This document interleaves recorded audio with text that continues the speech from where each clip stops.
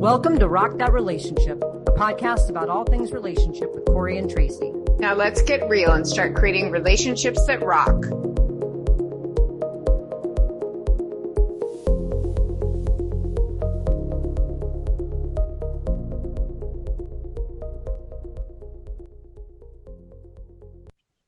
Hello, everyone, and welcome back to Rock That Relationship. This season, we are talking all about soulmates, soul connections, soul circles, all the soulful stuff. But today, we are actually talking specifically about effort and flow. Effort and flow. So how do you know that you're on the right path? How much effort do you expend and how much flow do you seek? So this is a really interesting and personal topic for me because I spent a year really struggling with this idea of effort and flow, so much so that I wrote my book, The Soulmate Strategy, all about sort of forcing, going through a healing process, forcing, trying to find love, all at the same time that Tracy was yelling at me, stop forcing it, be more zen. So I wrote be more zen on my checklist just so that I would try to be more zen, which is probably Did I not say zen. the word zen? I don't know. You if did. I said zen. You actually did said I say zen. You said zen. Said be more zen. Okay, so let's have definitions first of when you say effort and flow, because I think people have different definitions of that, right? Okay, yeah. Well, what is your what definition of effort? You tell me your definition, and then I'll give you mine. I mean, when you say effort versus flow in a relationship, I would think like it's a lot of work to find compatibility, maybe, maybe there was like a spark initially, but then it's like, oh my gosh, we don't really have that much in common, or you're trying to make it work versus it's just going. And even when you're in a flow, even when you're flowing, your flow state with someone, like you're still going to have issues, right? Issues are going to come up and things like that. But I think that effort is like trying to force something that's just not working, like trying to make something happen where maybe it just wouldn't otherwise. Right. But you're right. But to differentiate that from just the general word of effort, which is like putting in the hard work. Like I think that you have to put in hard work in the things that you do, projects you do and jobs and, all that kind of stuff. And even relationships, you put in the work. But effort is like when you're just trying so hard and it doesn't feel right and it doesn't feel like it's working, but you just keep trying harder and harder and harder. And it's like so effortful. We hear the word effortless, right? But the word effortful, where you're just expending too much effort on something. And it's like, maybe I'm going the wrong direction with this, right? Like, well, and I'm very triggered by the word flow. And like, I now in my current situation feel effortless. And that's what I would use is effortless. Everything is effortless. It just feels, even though obviously complicated, 4 people moving into my house, 3 are children, another dog, a hedgehog, who's currently with a beautiful little girl. It wasn't without complications, but it was effortless. Like I never questioned it. It just felt right. Whereas flow, that was used against me in that situationship I had that with that like person that did it, just wanted to like have her own way with everything. The one that you were like, why are you with this person? And I was like, I just have to be for right now. And really helped me figure out what I didn't want in my life. Like we think of the relationships as like teaching, being whatever. Like that was such an awful relationship. And you were like so perplexed by why I was in it. And it lasted a short 4 or 6 months. And that word was constantly used. Like, Tracy, why can't you just flow? Why can't you just go with my flow? And basically it was like, why don't you just be abused by me and take it? Right. And so, that was manipulative. Yes. Go with my flow. I mean, you yeah. flew to a foreign country and brought her like lentils and all sorts of things because she wanted them. I'm like, go to the store and buy lentils in that country. Go buy something else if they don't have lentils. But using that word against you is, she didn't want you to go with the flow. She wanted you to go with her flow. And her flow was not even flow. It was whatever she wanted at the time. And she demanded of you. So I think we have to differentiate. So I like effort and effortless. Yeah. And I still like the word flow because it hasn't been used against me like that. I like the idea that, because that to me feels like, when I'm on an inner tube, right? And effortful pull feels like I'm trying to like paddle my little tube upstream, and flow feels like I'm just putting my hands up in the air and letting the stream take me. So I think we're on the same ideas of what that looks like, but it's the direction you're trying to go in the stream. Right. And, are you going upstream or downstream? Right. Upstream or downstream. I think that makes a lot more sense. And, I've been in situations where it's like you're trying to paddle upstream, and whether it's a relationship, a friendship, a job or whatever. And you're like, what am I doing? What's the point? What's the point? Like, why am I expending so much effort? And sometimes, and it's not like, again, like you want to run a marathon, you've got to train for it. That takes effort and practice and determination.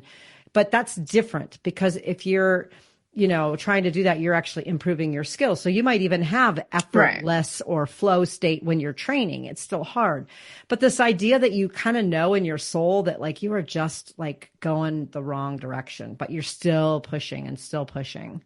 Well, and hard doesn't mean effort, right? Like, I mean, if you're training for a marathon, you're training, or you're being a mountain climber, and that's what you love.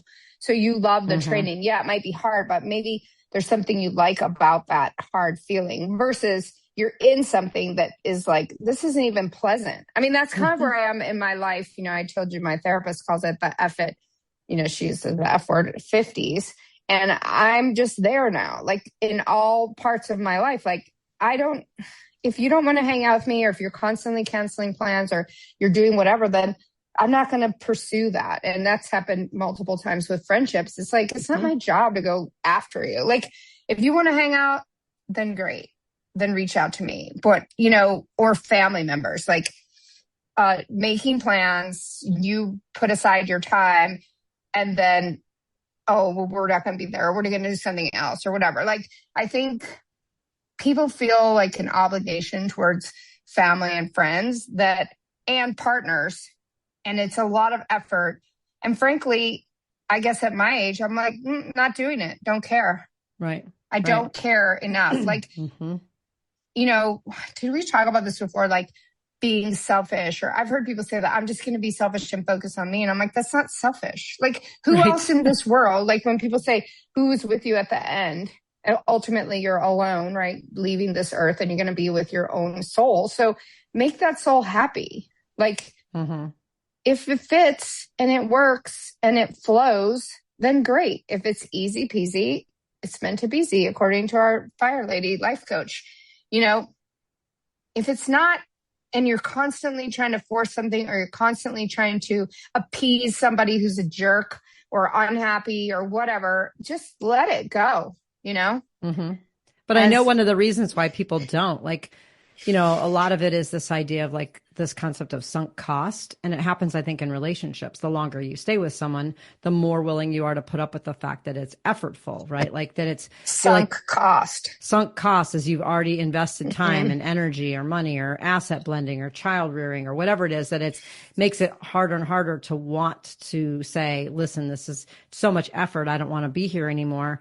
And so people end up staying in those relationships. I mean, imagine if you go out on a couple of dates with someone and it just feels effortful. It's like was really difficult to try to even get the date to happen. And then finally, don't waste your time. And, you can just be like, I'm done, and you walk. Yeah. But if you're in a relationship for 20 years, it's harder to do that because you have all these sunk costs. And so the idea is to identify the effort that you're putting in early on, because on a soul level, your effort expenditure is pretty apparent early on. Like if there are situations where you're in a relationship and it was really easy at the first 10 years and then the last 10 years was really difficult, but that's usually because people either change or there's a complication or something. But a lot of times people know these effortful relationships right when they get into them, and they still stay in them because they don't want to be alone, or this person's kind of as good as it gets, or they're good on paper. But we know these effortful things, and they don't get easier as we stay longer. They just continue to be effortful. Well, it's interesting doing like gray divorces. That's a thing now. And when I have talked to those people, I'm like, well, 37 years, why now? Why now? Like, my God, you would think you've made it.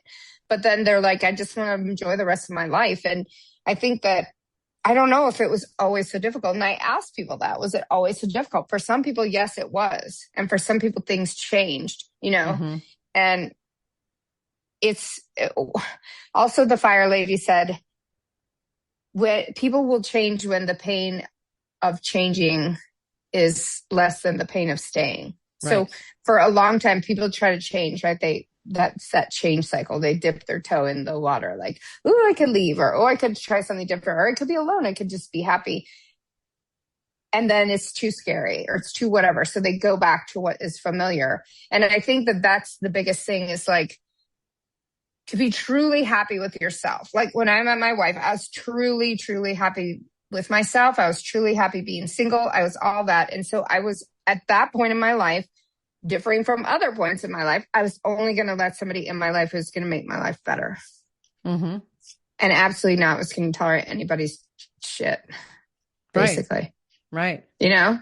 So, and I think once you get to that point of loving yourself enough to say, I'm not going to tolerate that. Like, whatever, people, I can be sympathetic to you on a global level, or I can be sympathetic to you in a therapeutic sense or whatever, but you don't need to be in my life. I don't need your crap. I don't want it. I don't need it. And, you know, piss off, basically. Right. Friends as well. Yeah. I mean, I've done that with friends. I did that this whole last summer where I did sort of a friend audit.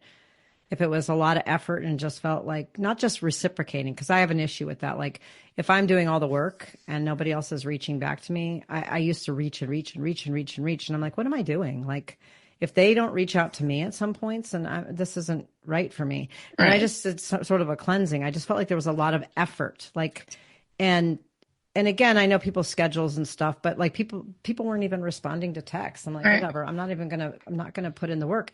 And it's like, I know at a soul level that this person is not meant to be in my world, because if they were, they would be just as excited to connect back with me. And you and I have always debated this. Like people, you know, you're always like, well, they didn't reply to your text because they're busy. And I'm like, yeah, but I've sent like 4 texts over 4 weeks asking them to hang out and they haven't responded. And I always say, everybody has to go to the bathroom, grab your phone and go when you're in the bathroom, honestly, send a text. And I figure if you don't care enough about me to reply, and this is an effort, then we're not aligned. Like we're not supposed to be in this journey together. And so now I'm just much more clear about it. And I'm like, even old friends. And I've looked at sunk costs and I'm like, I don't care. I don't care if I've invested years in this relationship. If it feels too effortful, then I don't want to be in it. It's not healthy. And I'm at a place now where I feel like I'm at the healthiest I've been in a long time in terms of my social group. Yeah, 100%. And some of those is because I would tell you that because they were like, it was on like back in the day when you were, you know, as you referred to the other night, practice dating, like that kind of thing. And it's like, well, they didn't respond back. They didn't. I'm like, well, we don't even know these people, right? I mean, some of it is people you've known for years and then they either just drop off because they're doing things they don't want to talk about or, you know, something like that. But like, I'm just saying, not speculating. Don't spend your time speculating. We don't know why. But basically it's like, okay, well, even if whatever it is that's going on with them, if they're not capable of reaching back out and saying, hey, well, I have cancer or I have, you know what I mean? Or something like that. Like, I'm not responding to anybody. Like, that's one thing. And I think that that's something that does not cause me any kind of concern anymore in life. Okay, well, don't care. Like, I don't care. I really don't. And it's not like I'm, you know, one of those people is like, oh, I'd rather hang out with dogs because people suck. But it's like, there's so many things to do in life, literally, like binging my favorite new show, Physical, which has Rose Byrne in it about the 80s aerobics industry and her complicated life. And like, I'd rather do that. And that's something also, that show is set in the 80s. And it's a woman who can't leave her marriage really because she's got a kid and where's she going to go? And I think, you know, people are belly aching about, well, women are waiting longer to get married, to have kids, to do whatever in this day and age, or the birth rate is going down. And it's like, yeah, because they don't want their lives to suck, you know? They don't. And I'm helping to raise 3 boys. And I'm like, I will tell you the reasons women get divorced. If that's who you end up with as a woman, you know, I'll tell you why they get divorced, because they don't need to do your work. So learn it now as a 12-year-old. Your job isn't to just be in the house and play video games. Like, you need to flush your toilet. You need to clean up after yourself. Because it doesn't even matter. Like, even if you're soulmates with someone, if you can't respect them, if you can't be there for them, if you can't like hold your own as a person, then good luck, you know? Like, be a fully formed person who can hold their own. Mm-hmm.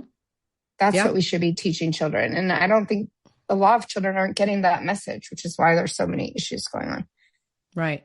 Well, and then you brought up the point of like a soulmate. You could be like soul drawn to somebody, but they're just not emotionally available. They're not stable. Mm-hmm. They're not, emotionally intelligent. They're not, they don't know how to flush a toilet. Right. And it doesn't matter what that soul connection is. I think people are being, potentially less tolerant of saying, I love you, but I don't want this.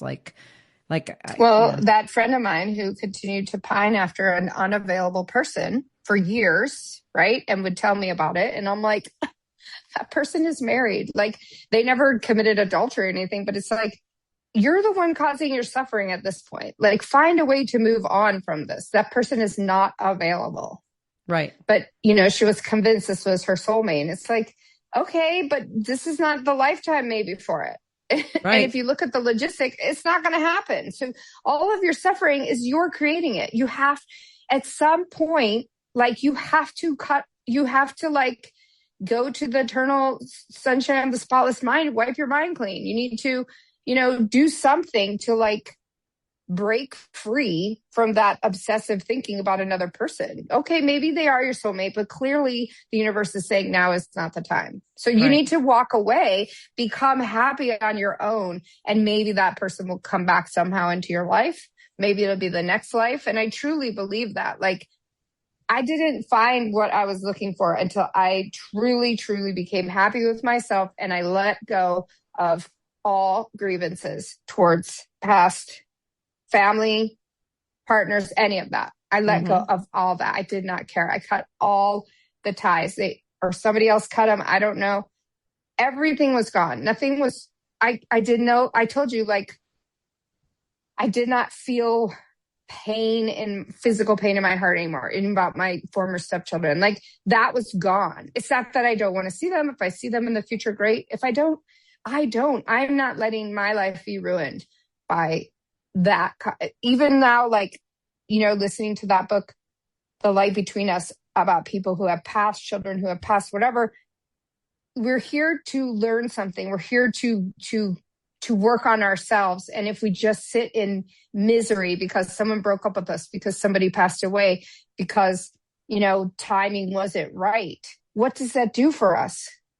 Mm-hmm. What does that do for us? It doesn't help us to grow as a soul, Right. Well, and I think your point too, where you said like the person has been pining for someone for years, and I know this whole story too, and convinced that this person is their soulmate. But at the end of the day, the effort being expended, not just physically, but emotionally tying herself to like never being able, she's tried to date other people and it hasn't gone well. And she's just not open to it because she's convinced this person is her soulmate. And at some point, maybe if this person was her soulmate, would it take that much effort on her part to continue to pine? Like, there should be some element of ease somewhere, and it isn't being reciprocated by the other person in the same way. And so it's like somebody, like, at some point you want to say, this isn't your soulmate. If it was your soulmate, you wouldn't be in this horrible, effortful situation.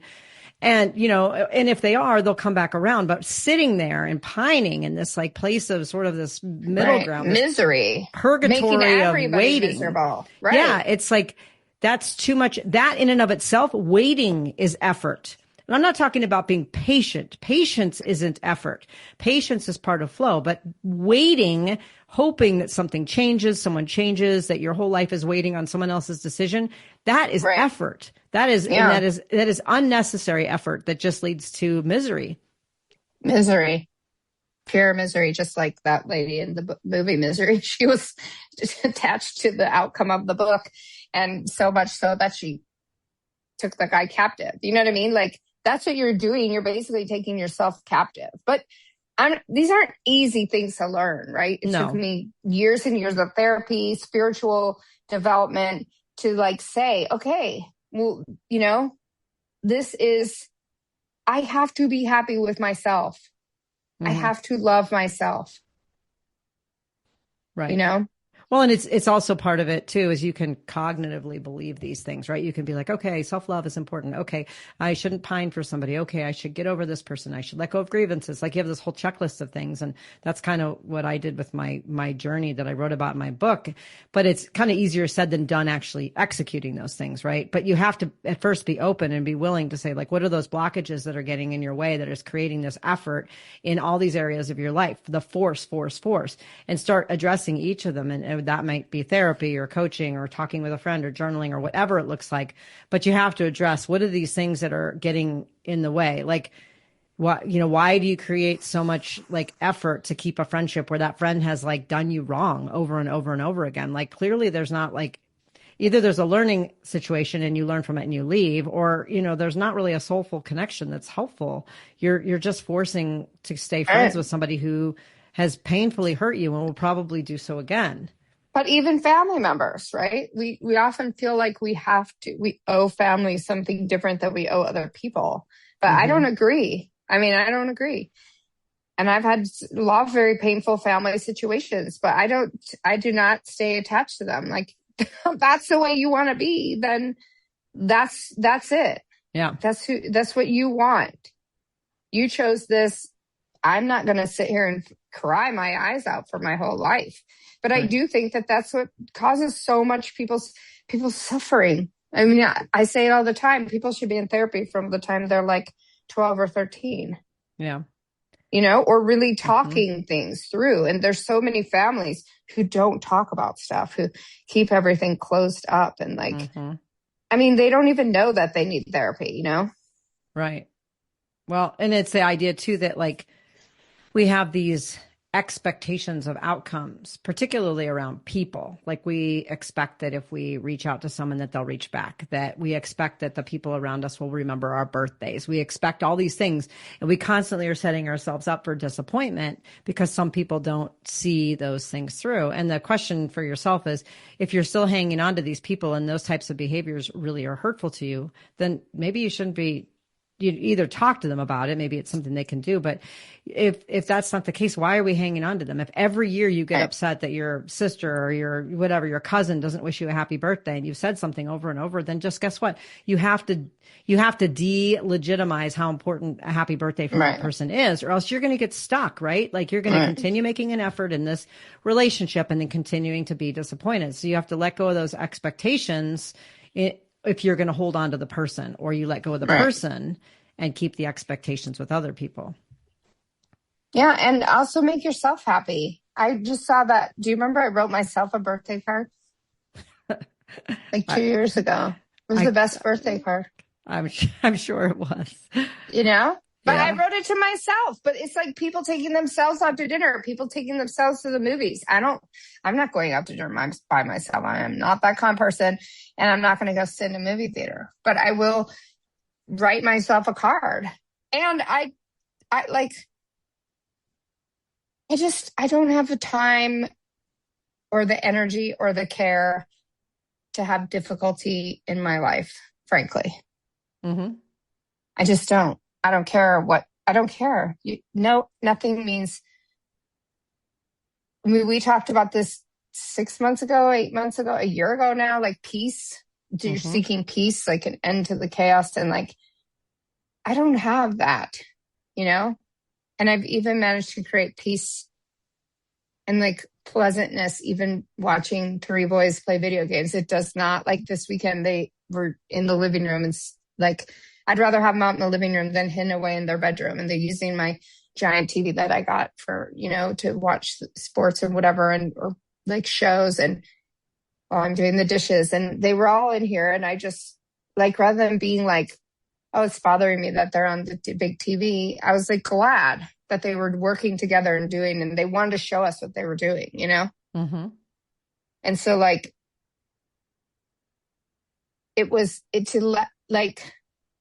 nothing was chaotic. I set down rules. You're not going to eat. You're not going to eat and touch a computer. If you're going to eat, you're going to sit and eat. You're not going to be on your device. You're going to eat. Then you can be on your device. But like, so there wasn't chaos, There was like no chaos. So to take chaos, It's the same thing. It's like we talked about this before. Marie Kondo-ing your mind, Marie Kondo your house, Marie Kondo your people's behavior, you know? And part of that is setting up expectations, boundaries. So you do it for yourself, do it for others, you know?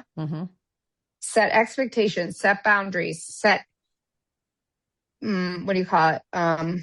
Consequences, but also set rewards, you know? You could do it for yourself and you can do it for others. And it's created a house that, like, for me, I love to be in.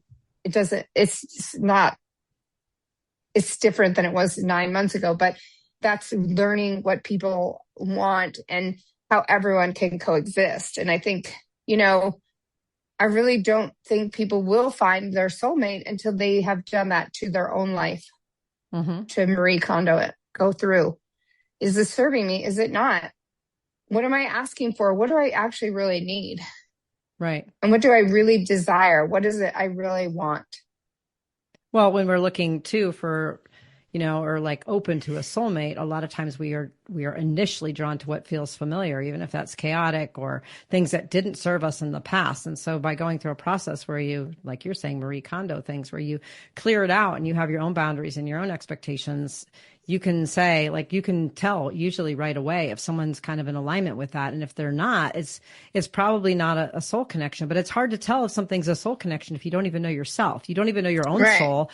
How are you going to know if the soul that you're meeting or connecting with, you know, romantically or in a workplace or whatever, is the right connection? You have to know who you are and you have to know those boundaries. And like I said, it could be that if there's something so important to you that you are wished a happy birthday by your friends, and you have friends that continually don't do this, and you think that that is important all the way down into your soul, like that is a part of who you are, and they're not doing this, they're probably not necessarily a soul connection. I know it sounds really simple and tedious, but like, if they were, it would be effortless. You wouldn't be frustrated on your birthday going, well, of course, you know, Tommy isn't going to do this or Susie isn't going to do that.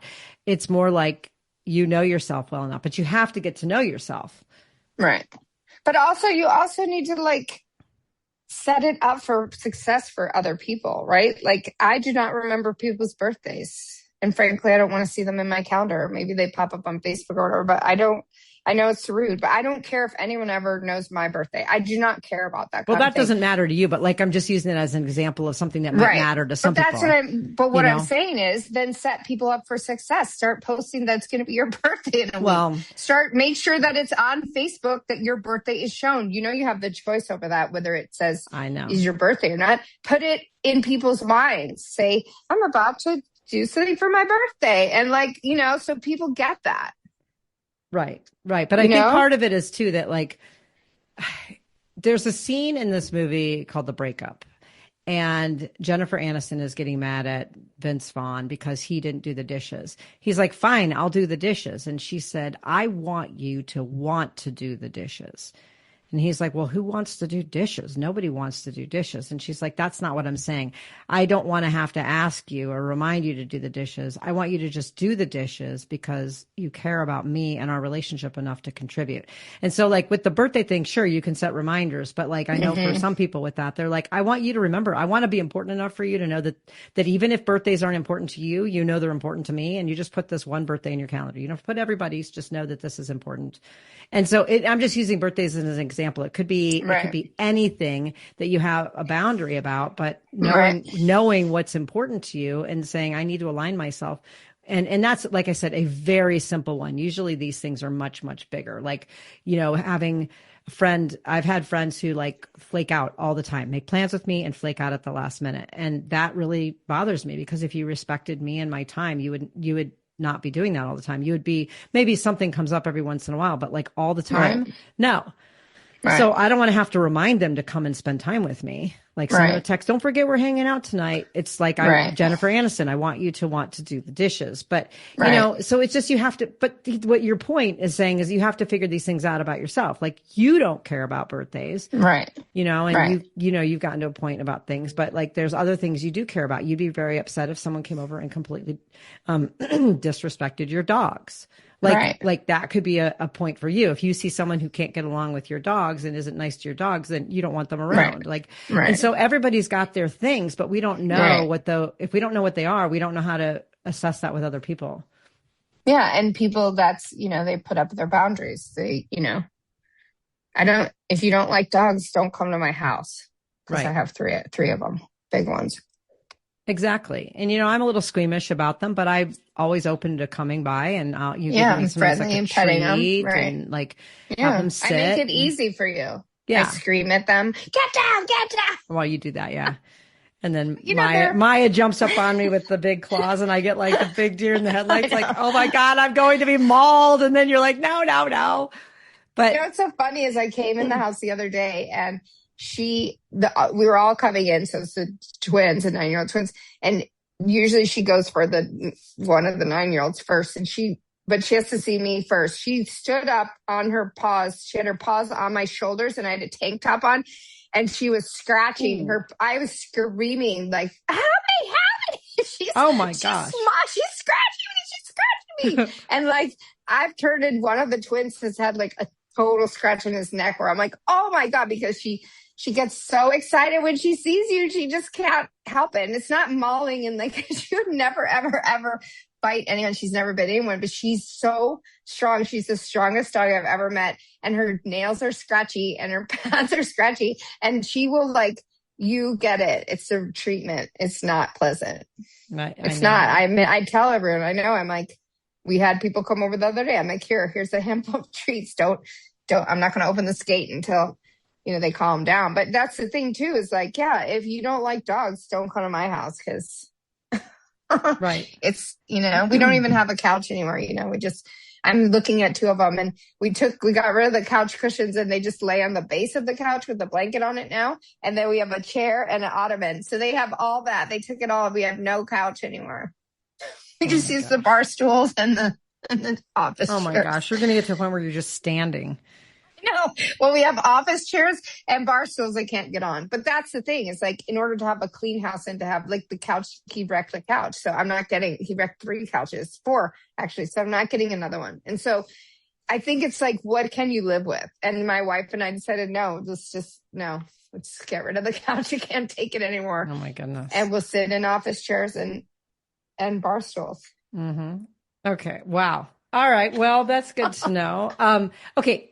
Getting us kind of more back on some of the effort flow stuff, I wanted to ask you a question because I am curious. And we've talked about effort and flow, just an effort and effortless, whatever you want to call it, many, many times through many, many years. But I don't think I know the answer to this question. If you could think about something recent, probably in the last 5 years since I've known you, what do you think has been the most kind of effortless situation you have been in that just feels right? And you can't say meeting your wife because I already know that one, and you've used that example on every single episode.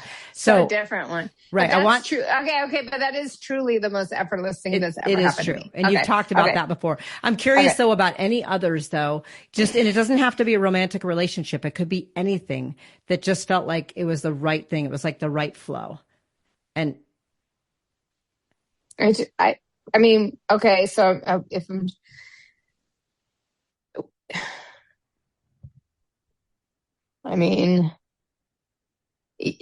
this, like you and I have had, I think we've had a couple disagreements, but like otherwise, like that's gone very smoothly as a friendship. I'm trying to think of work because I did really enjoy that last job, but only after it became non-litigation. But then I lost it. So it's like, was it really effortless? It was effortless, but then it was gone, right? So I feel like, I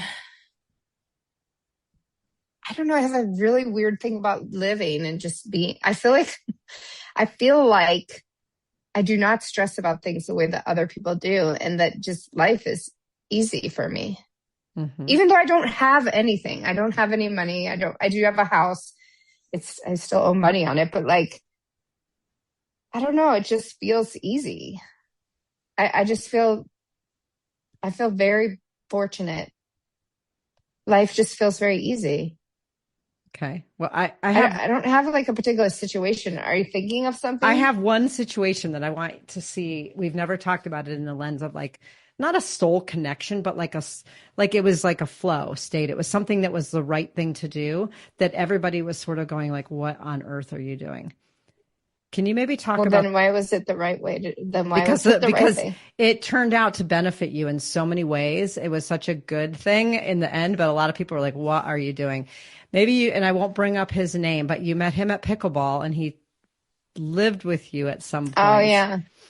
I don't know if you want to share friend. that. Yeah, like you literally got some guy who was like sleeping in a van at the pickleball court, and you're like, He he's was moving in not. with. He was in a $2,000 Audi he bought. Yeah, But he yeah, moved but in. he was living in his car, and you're like, basically, you have this homeless guy you met at pickleball, and he's going to move in with you, and everyone was like, "What are you doing?"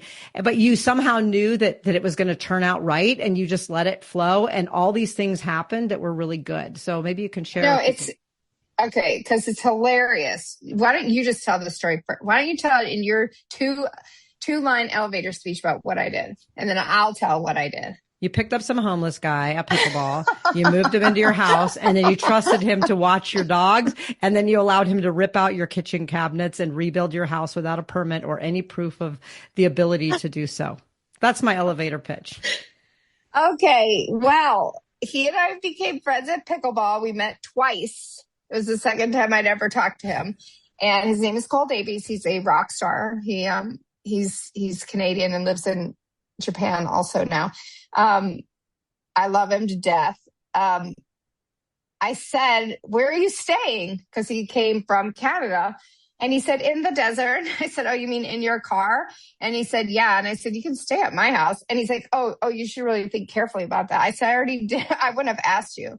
I said, "I already know you're totally fine." I said, "You can come over starting tonight and stay at my house." Oh my goodness. This story's getting worse as you're telling it. It might be worse than my elevator speech. Okay, go ahead. I just had to add that. So he came over that night and started staying here, and he had a $2,000. He bought an Audi for $2,000, and that's what he was living in. And he had a sweet setup in the back, and he just loved Tucson. He came here. He's like you. He loved the vibe. He played pickleball here. He just loved it, and he moved in. And one day, he loved the dog. The dogs loved him. He loved the dogs. He did so much for the dogs, and so much that I left it. I was gone and he was here. And yeah, I'm not that trusting with people with my dogs, but my dogs absolutely loved him. And then one day I was like, this is so much better if this wall wasn't here. And he's like, "Let's take it out." And he used to work on movie sets. He was also a smoke jumper, and he was so they have to cut down trees. So I figured if the man can cut down trees. And I never actually even questioned whether he knew what he was doing. He was like, "Let's just take it out." And so we got the goggles out and got the saw out and took the cabinets down, cut the wall out. So I went from having this my townhouse is in 1973, closed off, like boxed off with the pocket door and the wall and everything, to being a completely open. Like it's what I envisioned. Like I love it. So the way I see it is, like, I trust, it never even occurred to me. I never had a second thought. Not once. Okay. One time, because he was sitting at the table and he was talking. He said he was talking to his parents, but he didn't have AirPods in, and he was having a conversation. And I was like, "Oh God, I let a lunatic move in here." He's like having a full conversation. And then very nicely, I was like, after he got off the phone, I was like, "How are you talking to your parents?" And he's like, "Oh, I wear, what do you call those things for old people or Hearing deaf aids. people? Hearing aids. I wear hearing aids. I use those because he's a musician. And so he wears hearing aids that they're like brown. You can't even see them. They're tiny, and they have a tiny little mic wire. And so he was sitting there at the table with that in, and he did so much for me. And we're still friends, but he can't come back to the United States because of our current political situation. And so he and his girlfriend are just living in Japan. And I mean, I don't see it the way you see it, but it makes me laugh so hard when you tell that story, because it's like, he's the greatest guy, and he just helped me so much, Well, he was nice. I mean, I met him, and all these things worked out, but it was interesting because it was a situation that you would advise everybody not to do. Yes. Yet you did it because you said like you knew something at a deeper level. You knew he was safe. You knew you could trust him. That didn't even go across my head. I just said, why don't you can stay with me. Like I wouldn't have said that if I ever had the heebie-jeebies about him. I'm trying to think, something just happened recently. Trying to think what it was, not that man in the street, but something else where like, no, I wouldn't. I would be way more discerning, but it like ended up being, he did probably help me, probably save me $20,000. I mean, he never paid rent, which is totally fine. He was here for a couple months, but I just loved having him around. He made his smoothies, and he's very low maintenance. He got mad at me a couple times because I said like, I'm very persnickety, and I was like, can you please not set the Roomba on a schedule, because there could, the dogs could barf or be poo. Like I only liked it to be manually turned on, because like you don't know what the dogs are gonna do, and he liked to make everything efficient, and he was so good with Mau Mau, and I mean, it was just a dream. He was super, super helpful. So yeah, the way you tell it doesn't sound great, but with the way I tell it, it's a wonderful story. And like, I never once second guessed it. And it was just a beautiful ending. But I mean, I have watched hundreds of episodes of, the worst roommate ever. I know how things could go really bad, but also I am an attorney. I am always armed at all times. And so people just don't mess with me in that way. Yeah. And I pretty much, I think because of the work that I've done, I know a personality disordered person immediately, right? Like I know when somebody is. And so I would not allow that in my home. Well, and you just had a good feeling about him, and look, it turned out like this. I mean, this would be a very different conversation if he like did something horrible, but you knew this was my thought. Like, this was the first thing that came to mind when I thought of like flow state. You didn't question anything. It was like, he's like, let's take the wall out. And you're like, okay, like I'll stay with your dogs. Okay. It just felt like it was the right thing, and it felt effortless to have him there. I mean, and he helped you in so many ways. And so sometimes when we look at like this idea of effort and flow, it's not always about like just necessarily finding that romantic soulmate. And in some way you found this connection with him that was so beneficial to both of you. Right. That felt very effortless, I think, to him too. Yeah. Because he saved thousands by not having to pay to stay somewhere. You know what I mean? Like he would have just stayed in his car though. That's how he is. But it worked out. It worked out for both of us. And now we have a good friendship. And versus, you brought this up earlier, the handyman that I have, that ended horribly. And with threats to sue, and then him telling me he's going to go after me. And, I just stopped communicating. I'm not going to sue. I don't care. I just don't want your bad energy in my life. And that was another thing where it took him months and months to do something that should have been done in a month. And he is negative energy all the time. Like sometimes he was nice, but a lot of times he wasn't. And then, he didn't finish what he was supposed to do. And I just didn't even care. Like, I don't even want to, I wouldn't even ever have to go after someone, because I never want to be tied to negative energy. Never. Well, I remember when he was like, he was supposed to show up on Thursday, and then you'd make all arrangements to be there to let him in or whatever. And then he wouldn't show up. He had some reason, and then this and that. And you were just in a state of like pissed offness about him out of principle. Like, you're not showing up, or you're and constantly I needed that room done. It was an add-on. I needed it done. And it was like, once you finally cause you were like messaging him, when are you going to be here? When are you going to be here? And you were pushing.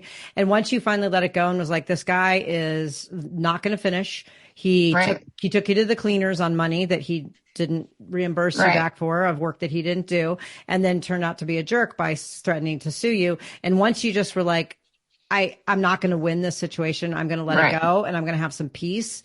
Then all of a sudden you just had peace. And I mean, the room is done on the inside, sort of, mostly. I mean, it looks good with a rug on it, like, because the floor looks ridiculous, but the outside's not done. And I just was like, whatever. If things have to be replaced in the future, then we'll replace them. But if I need to paint it myself, we'll do that. Like, I don't care. Like, and that's the other thing. Like, I don't want negative. I just don't want that negative energy, because that was a situation that was driving me crazy. Also, looking for jobs. Like, we we've talked about this in litigation. I don't want to do litigation, but I keep getting recruiters contacting me, and I could have a job tomorrow. I could have a job this afternoon. I don't want it. Like, I can't. And I was talking to my wife about that this morning. Like, she's like, I'd rather you be happy and we'd be totally broke. Like, that was the only second time in my life where I felt like I'm going to have a heart attack.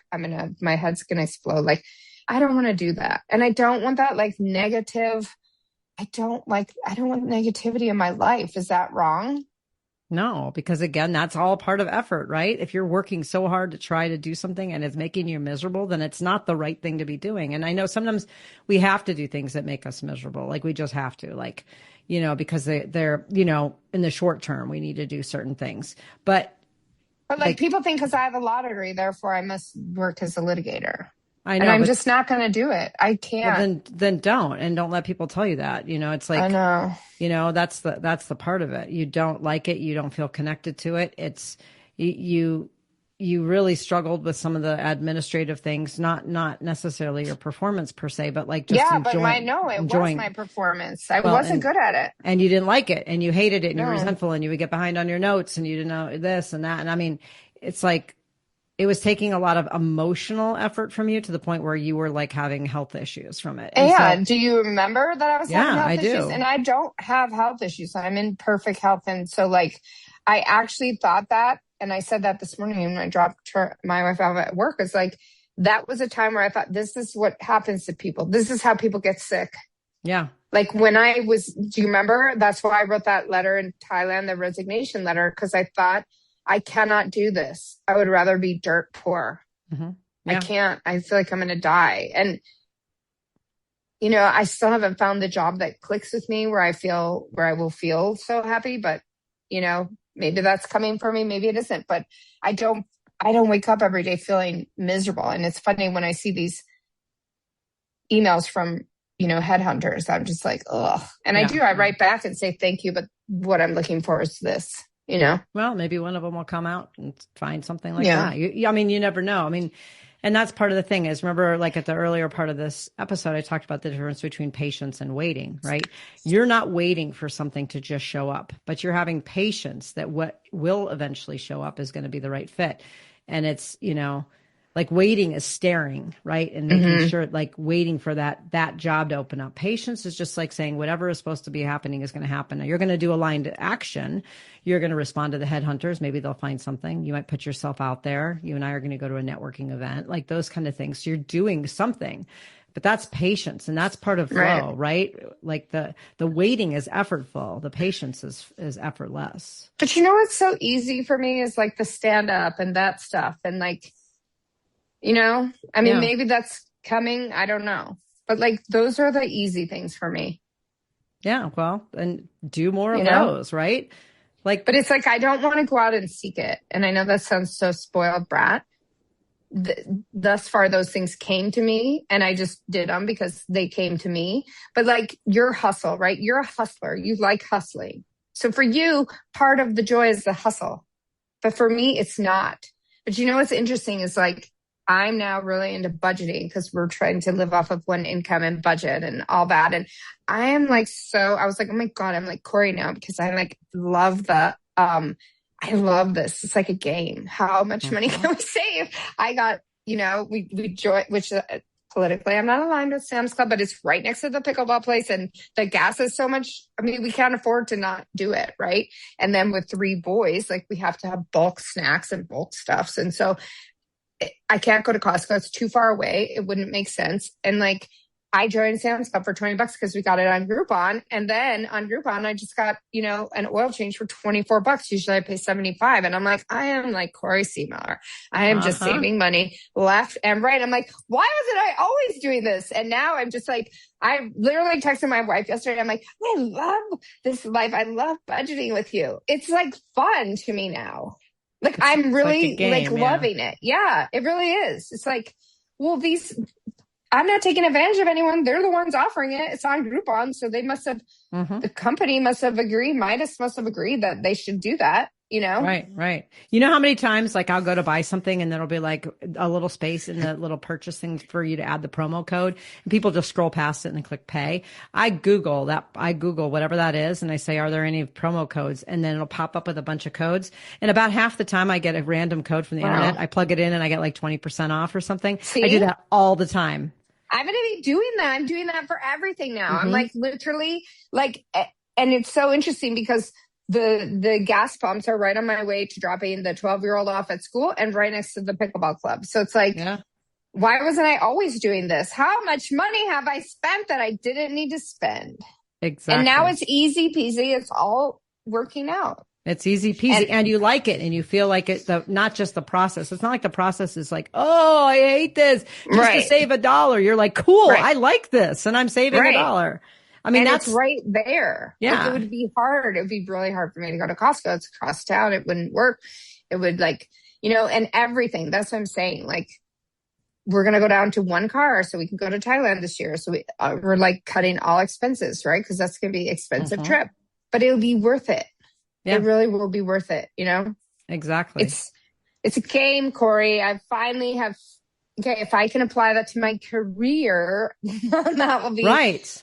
That's the next step for me. Well, and the fact that you've sort of gamified budgeting is making it, I mean, less effortful, right? We keep coming back to this idea. It's like you'll be getting into the groove of it where it just comes naturally for you, where you're like, I know where to get gas. I know to get on Groupon. I know to do these things. It takes very little effort and it feels very good and you're moving in the right direction. And so, well, and people could feel shame about that. Like I see these things where it's like, oh, brand names matter. This matter. I'm like, I do not care. Yeah, I'm not going to eat. I want to have quality, but now I'm going to seek it out at the lower price and easier. It is like a game. Yeah, it is. It's like a fun game. Well, I'm glad saving money is fun because it also ends up good because you save money. So, that's right. Well, as we kind of wrap up this idea of effort and flow, and we've talked about it, about with people, we've talked about it in situations, we've talked about it even with things like budgeting when things feel effortful or effortless. I mean, it's important to follow those things. And I continue to talk about it on our different episodes about the things that have felt very effortless for me. A lot of things feel very effortless to make the decision to go the right direction. It might be hard work in doing it, but it feels very kind of effortless. Like I often will know what the right path is. And so I'm trusting that more and more with people and places and all of that. So, I have countless examples that I've shared. So, the idea is just to see if it feels like you're up against the block, right? And you feel like it's the wrong decision. It probably is. And so sit with that. And I know sometimes we're like, I'm in the wrong job, but you kind of need employment because you need money right now. Well, don't sit there for the rest of your life and be miserable. Just acknowledge that and say, okay, well, I'm going to open myself up and being patient to see if the right job comes along or I can find the right job. And so I think that's the thing I've learned. And particularly in writing my book, the soulmate strategy, it was like trying to force healing and forcing finding love. I mean, those are two things that are absolutely completely uncontrollable. And while you can put yourself in situations to advance them, right? You can try to do things that will help with healing or put yourself out there to maybe find love. There's no guarantee, and forcing it just made it worse for me. So it was as soon as I started to sit back and just let things unfold and be happy with who I was, and the circumstances I was in, it was like all of a sudden things just started coming to me. And it was like, oh, that feels right. That feels right. I'm not forcing that. And so I'm trying to, and you've seen me do this. I've been trying to live my life like that. Specifically, even in the last year, more than I was even before that. Yeah, you're way more chill. Yeah, I'm just letting. And you're happier. Now I am happier. I'm just letting things sort of come to me, and I'm not forcing and pushing as much as I was before. I take action, I make things happen, but I don't force it like I used to. And you're like not holding on to as much. No, and I'm like, okay, if that person isn't reciprocating, bye. Like if this job doesn't feel right, bye. If this project feels forced, nope. Like I'm okay letting those things go. Right. And and I've done that interestingly with speaking engagements. I've had a couple experiences where I've had people ask me to come speak and it felt wrong from the beginning. Something just felt off and there was nothing bizarro about the request. It just it felt like it was sort of forced and pushed and something didn't feel right. And every one of those, that's the speaking engagement. I mean, my performance was fine, but it was like the whole trip was like canceled flights and like the people on site just didn't have their stuff together. And, you know, the audience was unprepared. And, so now I'm trusting myself with those kind of things too, a little bit more and going with the flow. Like I haven't been like, you know, out there hustling to try to get speaking engagements. And the ones that are coming to me, I'm kind of like, there's a couple that came to me that felt a little off and they haven't followed up. And I usually follow up and I'm not following up. They didn't feel right. So I'm trying to deploy this more in all areas of my life. So funny that you used the word deploy though. Okay. I know. On right? that. Deploy my flow. I'm going to deploy flow. You're managing your flow. I am. Like a military operation. Okay. Exactly. But I'm going to be more flowing. Right. Good. So it's good for you. It is. It's good for everybody. Trust them a little bit. So, all right. Well, this has been a really good conversation, kind of all couched in this idea of soulmates and really thinking about our, you know, soulmates is a broader term, right? We're not just looking at that romantic connection. We're looking at all your soul connections. And those aren't even always to people, even though the word mate sort of implies that. It's the soul connections to all the things in your life that you're in relationship to: people, places, things, jobs, tasks, and whatever. So, anyways, we hope that this has been an interesting episode to get you thinking. And if not, you at least learn about how Tracy brings homeless people in to live in her house and how I'm terrified of being mauled by her dogs and that I'm deploying flow and that, you know, she's still trying to find a job. But other than that, we hope you enjoyed this episode. As always, and until our next one, go out there and rock those relationships. If you liked what you heard, check out our show notes for resources from today's episode. Make sure to follow us on Facebook and Instagram under Rock That Relationship and go to our website at rockthatrelationship.com for updated episodes and more great information. Thanks for listening. Now go rock those relationships.